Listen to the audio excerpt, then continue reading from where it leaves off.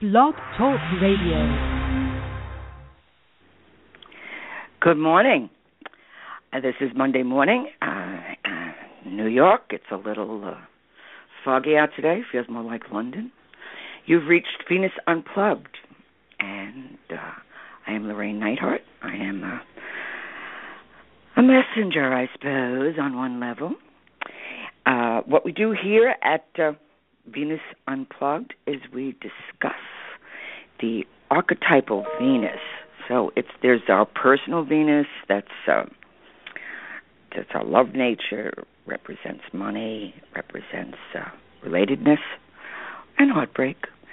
But the archetypal Venus is the universal energy of love, meaning not romantic love, the principle of relatedness. So this is all about relatedness. And Venus, and she's got a dark side. She definitely has a dark side, as we all know. But that is how we get to know her. So what we're going over now is the tarot cards. Not as divination, which they certainly are excellent for. This is more about the 22 major arcana, which are the 22 picture cards, and that each card, each symbol, is encoded with a tremendous amount of power. Anything that has a tradition, an ancient tradition, it stays present. This is when it goes from generation to generation. It lives. So these tarot cards, they have a long and powerful history in the esoteric world, in the world of hidden meaning. And the 22 major arcana, each card can be used as a talisman, as a protector, as a window into an archetype, a trigger to evoke the principle of what this symbol means, because we don't know always. It's infinite.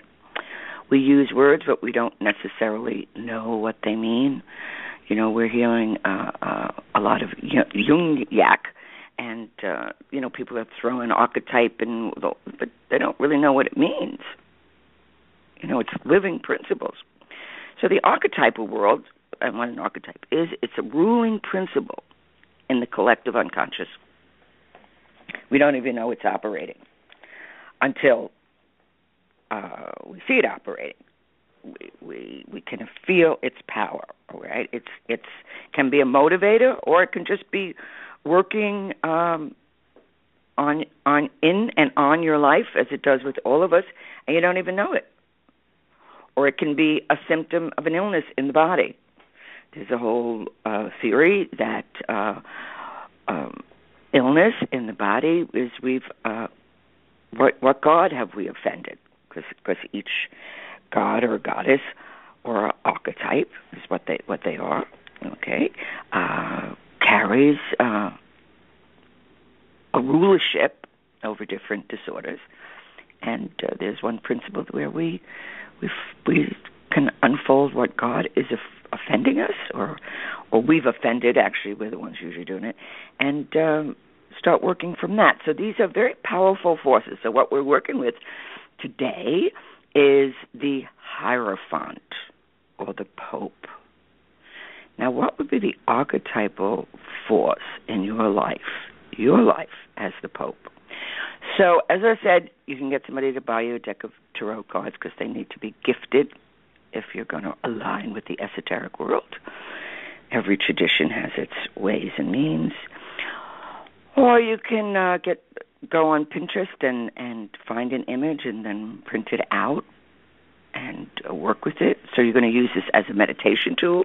You're going to use this to walk around with, stick it in your purse, and look at it. And it's a reminder. You see, the Hierophant is the bridge. It's the bridge between heaven and earth. Now, in the Jungian philosophy, Jung felt that man's greatest desire was a religious instinct. And that's not to join a religion. Religio means it is a bridge. It's the thing that connects us to the higher self, so to speak. So the Pope, or the image of the Hierophant, serves that purpose. So you're feeling lost, or you're feeling like, I don't know, something greater than me needs to understand this or intervene, or I don't have the answer and it's way too important and I need some deeper guidance. This is not just your ordinary reality, that it doesn't make a difference. Or we need to have that spiritual connection, that union, that aha moment, that spark of divinity. Now, it's not necessarily going to come in thunder and lightning, although it can. And we're always cautious when we bring in these forces, because they will change your life. You know, you better be ready for what you're calling forth, because it's on its way. And this is certainly a fabulous week to be working with the Hierophant, because there are so many forces. It's like the heavens are becoming unglued, are shattered into shards of light. And that light wants to come to you. And you are that light, wants to match. So when we meditate on the Pope or the Hierophant, and we ask the Hierophant, you see, the Hierophant is direct relationship with the divine. There's no middleman. It's a local call. Pope within you, that Hierophant within you, gets activated. Now, not immediately. You're not going to take a flash look and then like, oh, look at this. You really got to work with this. And sometimes for years. So we really start to understand. But people need tools. And this is like an ancient tool that has access to anybody who wants to be disciplined enough to, discipline meaning disciple of, right? When we're a disciple, we're disciplined. We're going to listen to something. We're going to honor it. We're going to give it time. And time is the relationship. Time, I guess, is the coin of the realm. I guess we pay with time. That's part of discipline. You know, I know we're in a very fast-moving world, a little too fast at times, but we don't always get it. I think the initial spark is the thing that gets us moving, and then we need to be still and work with something and be kind. I hear it so often. It's a process. Or people start a cleanse, and all the things that happen in a cleanse, heaven knows the same thing happens in a psychological cleanse. You know, I mean, everything goes cuckoo before it gets better. And what gets better? Your understanding. The situation doesn't necessarily change, but our understanding of it does. And then we can make choice from knowledge. And then that choice we make from knowledge becomes wisdom. And then that wisdom is the guiding force. And that's always a great thing to strive for. Consciousness, wisdom, the power of wisdom. To be able to use your life force in a way that honors your fate and your destiny, honors your world, those in your world. These are all the things that the Hierophant can spark and connect us to. So let's say, you know, it's like, man, this issue is so much bigger than I am. I need help. And it's not going to be your BFF, because they're in the same sinking boat you are. And You need something, you need another force. You need to call these forces in. And although, as I said, the archetypes are always operating, and that's where they're very tricky, that's what we are unconscious to, how they're operating in our life. And when you learn to recognize them and see the pattern in your own life, it's like, oh, okay, I got that thread. And then we see that thread and the pathology, the way that archetype will work in your life. And then you're closer to the aha moment. So by carrying the Hierophant around it, or in your purse, on your being, meditating, whatever you want to do with it, this image, this symbol, a symbol isn't just a description. It's not a word. The symbol holds an embodiment of a principle.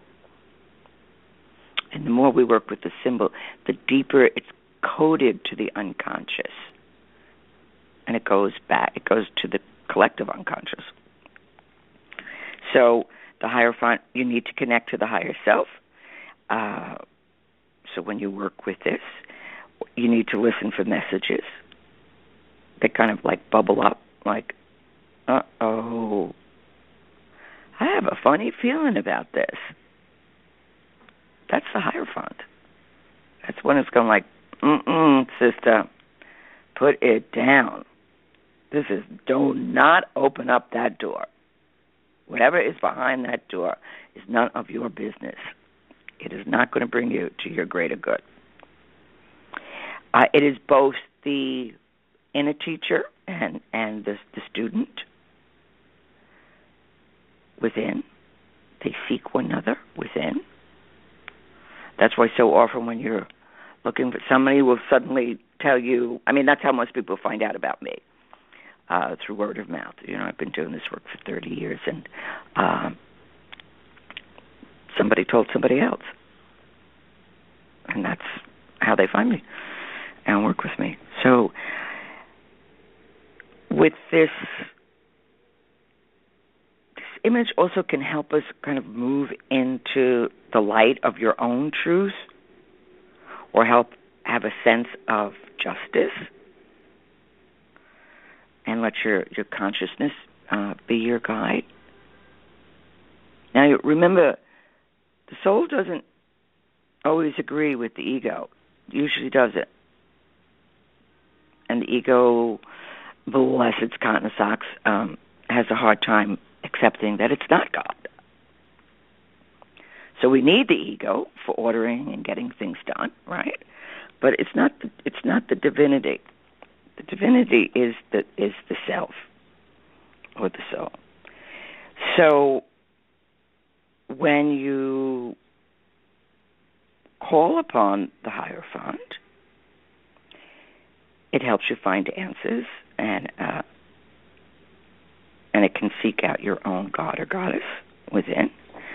And you'll find that your inner guides are waiting to serve you. But you need to quiet yourself and just look at what this transmitter of the flame of spirit.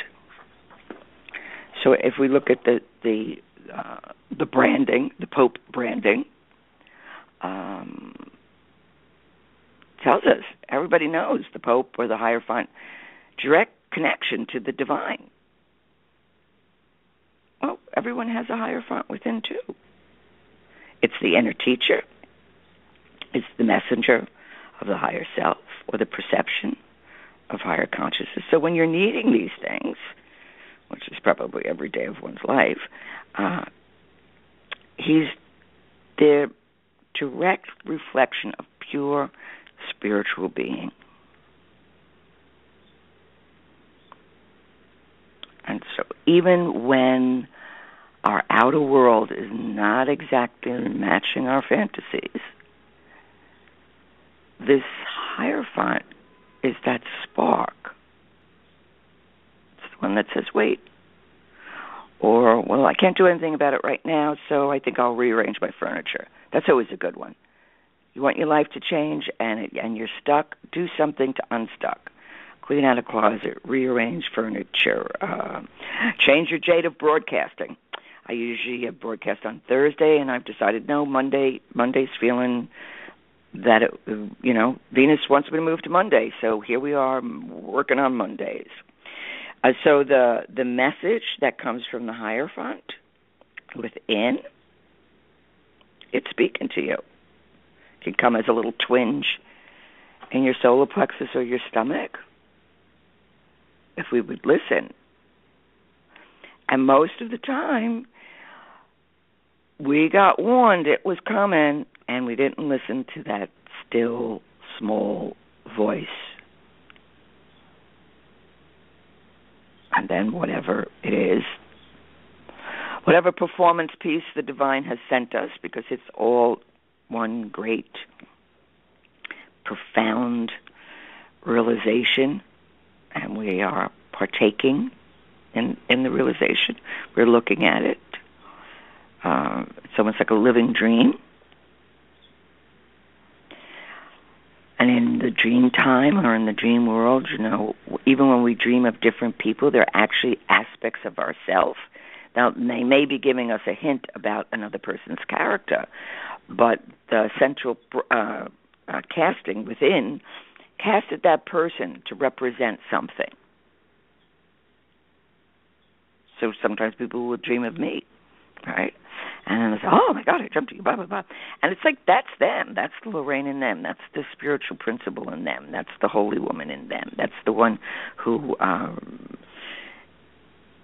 longs for the wisdom.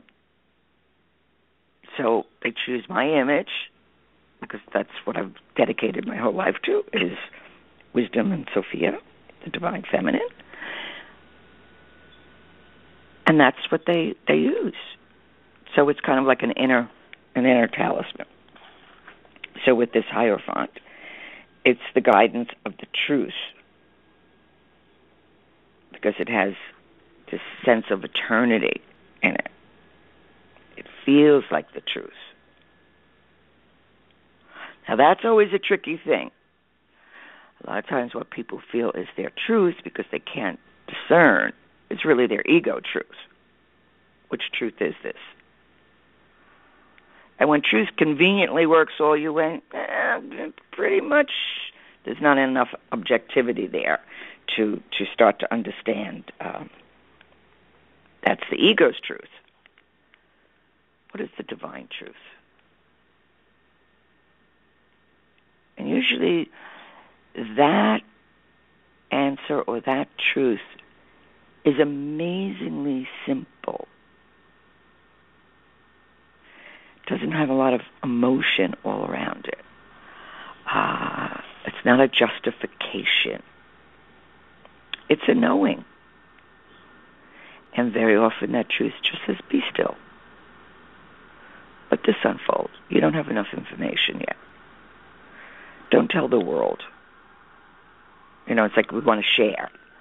We want to vent is what we want to do, and there's nothing wrong with that. I'm all for giving it a performance piece.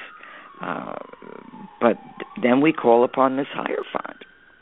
Or just to know that we need help from a deeper place in us.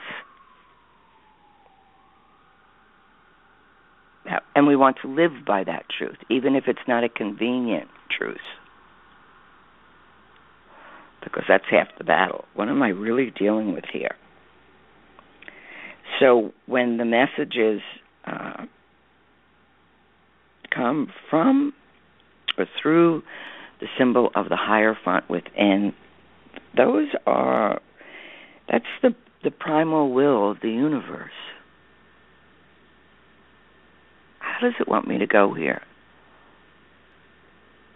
So it's the reversal of, I'm going to say my prayers and ask for what I want or pray for what I want. It's telling you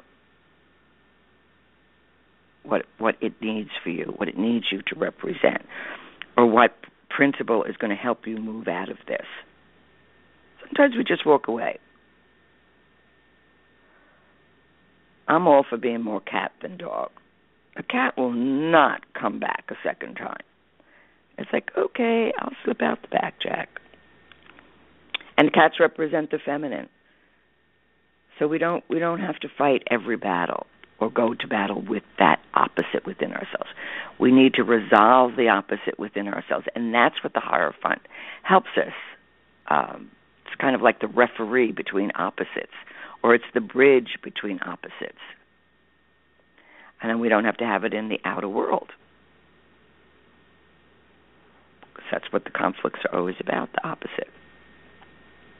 Two opposing forces, both believing that they're right, or they want dominion, dominance. But when we decide to give them each their say, we begin to recognize, like, well, okay, this has some truth. Well, this is kind of wacky. But that these opposites are battling, in our own heart and soul. Once both are heard to one another,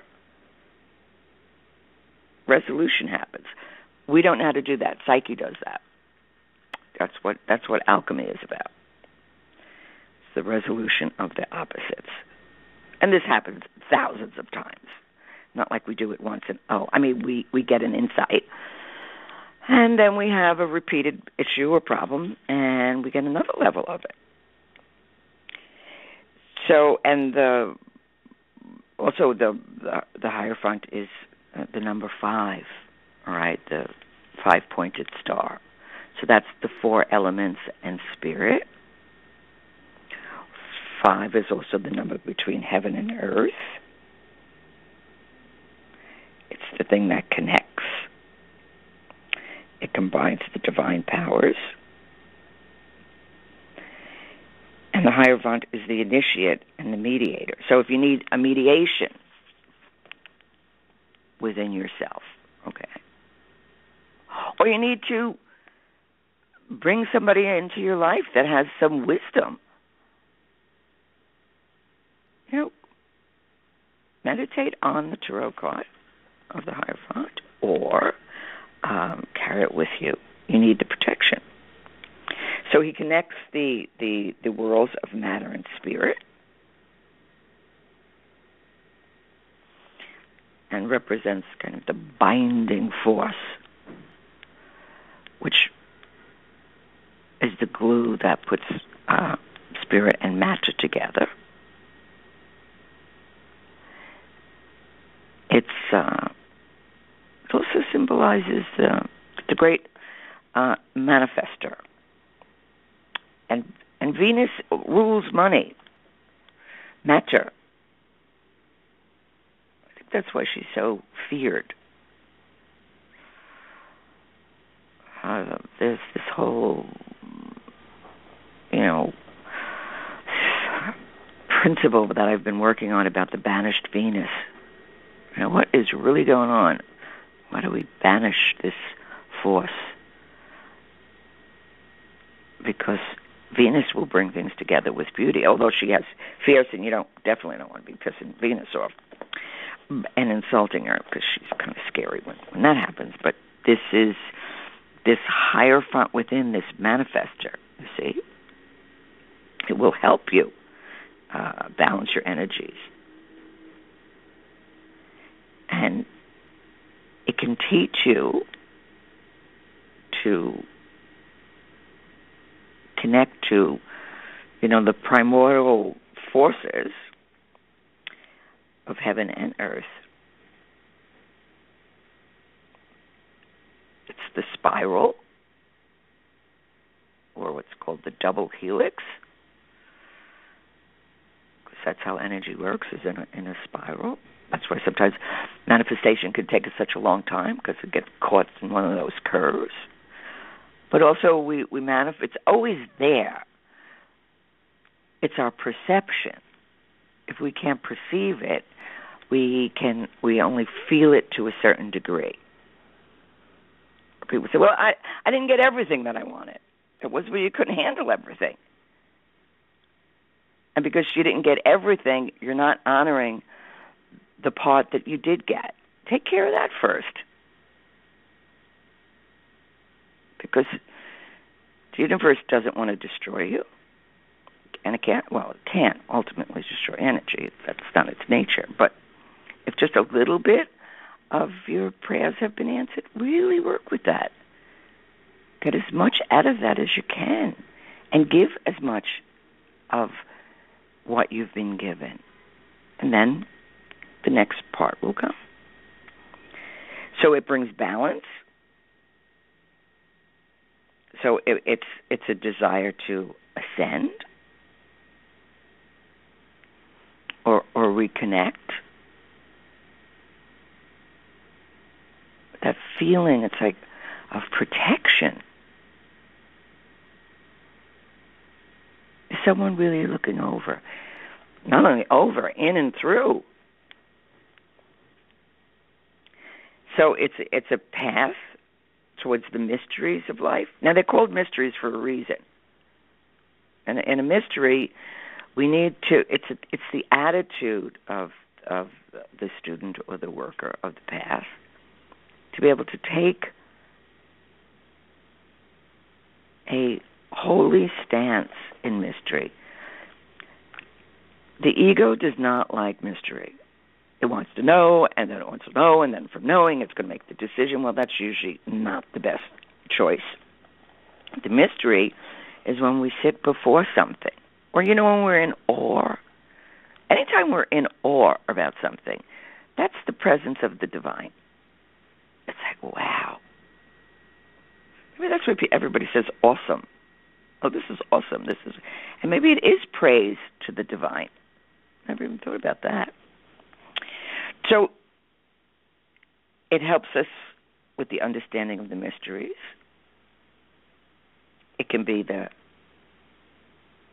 sacrificial priest, the one that shows us what we need to sacrifice. It can be the wounded healer within. And most people that have been called forth, because you have been called, are wounded healers. And they're here to first recognize what that wound is and then work with it. And also be able to understand that, everyone has a story within that would just break your heart. And we need to remember that. Stick on your own side of the fence, not, bleed into everybody else's boo-boo, but really understand.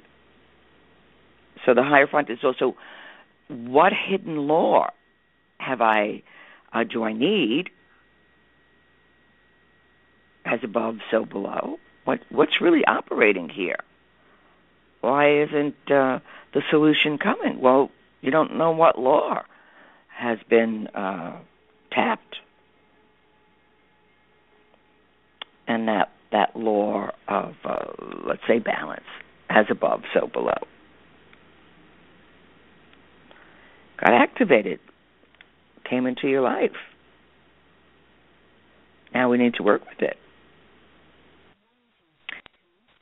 So, let me see. The lady, the Queen Mother over here, the English lady, she tells you when you've got 90 seconds, and I got 90 seconds. So, so if you need a transition on a vibrational level, or you're making a transition in life, which definitely can be happening this week. And, of course, it has pain and suffering, but the Hierophant, carrying that around, looking at, referring, working with these forces will help you get the insight, because when we have meaning, not some trumped-up idiot idea that we have. Well, that's for the greater good. Meanwhile, everybody's suffering. No, that's just fluff. That's just eclipsing people's suffering. But the suffering that needs to turn into meaning, the Hierophant will help you with. It's your inner ear. It's the listening. And he's the awakened one, the illumined one, the enlightened one in you that may be asleep. But this helps activate. So that's why we're working with these 22 principles or archetypes of the universe.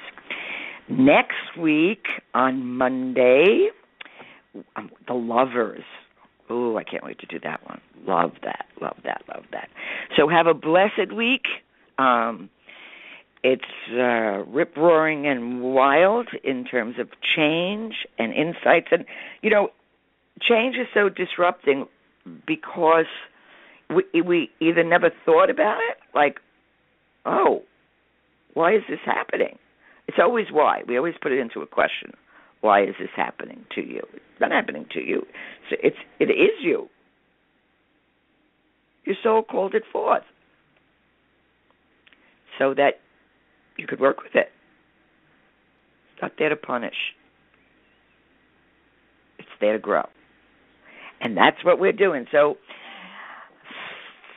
talk to you next week. And download this on iTunes. You can go to Facebook, Llorraine Neithardt, Neithardt, or sign up on Blog Talk Radio, and it will come directly to your email and or on my website. So take care till next week. It's going to be a blessed, blessed week. Bye-bye.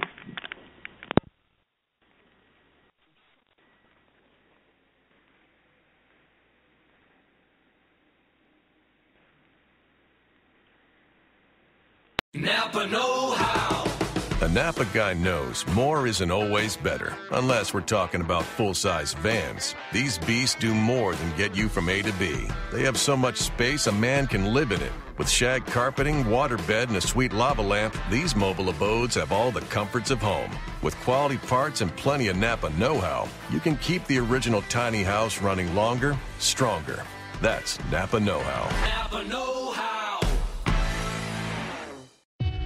They're gonna kill the love of my life. Casey! If I don't go back to what I was doing. Our line of work is quite brutal and quite ruthless. How far would you go for love? You steal truck, bring it to me, then you make your money. Is it dangerous? Of course it's dangerous! Nicholas Hoult, Felicity Jones, with Ben Kingsley and Anthony Hopkins. All this trouble, all this pain, for love. Collide, now playing. Rated PG-13. May be inappropriate for children under 13. Appropriate for children under 13. Appropriate for children under 13. Appropriate for children under 13.